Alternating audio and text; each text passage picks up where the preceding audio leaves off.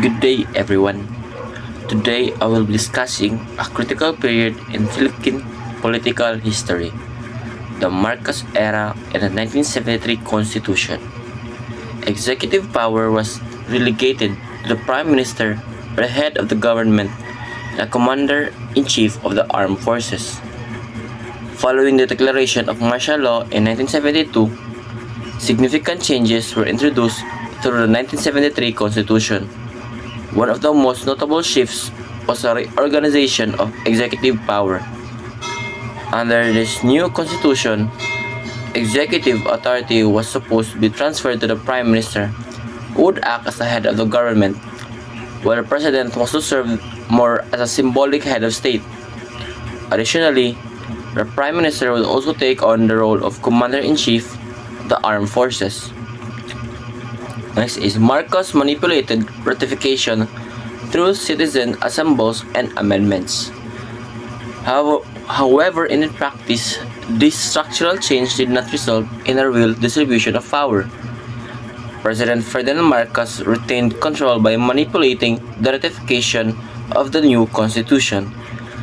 This was done through so-called citizen assemblies, which were widely criticized for lacking transparency and legitimacy.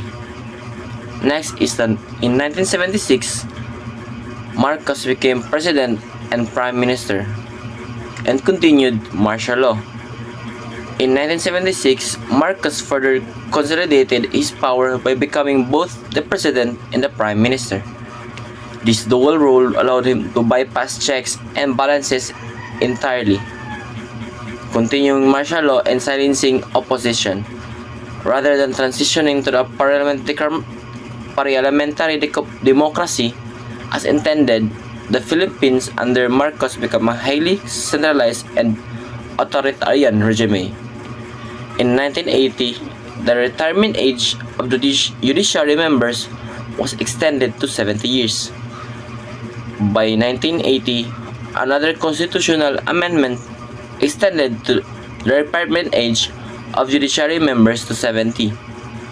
While this appeared to be an administrative change, it allowed Marcos to retain justices who were loyal to him, ensuring that the judiciary remained under his influence.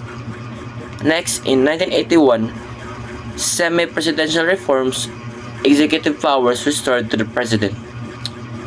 In 1981, semi-presidential reforms were introduced. These reforms aimed to restore some executive powers to the president and slightly reduce the concentration of authority.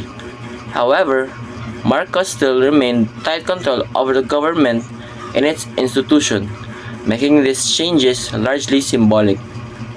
Next, in 1984, Vice President or VP position restored. Executive Committee was abolished. Finally, in 1984, the Vice Presidency was restored and the Executive Committee was abolished. These reforms were intended to project an image of returning to democratic governments, but again, they did little to shift the actual power dynamics. In reality, authoritarian rule disguised as a parliamentary democracy. In conclusion, although the 1973 Constitution and its amendments introduced structural changes that resembled a parliamentary system, the reality was far from democratic.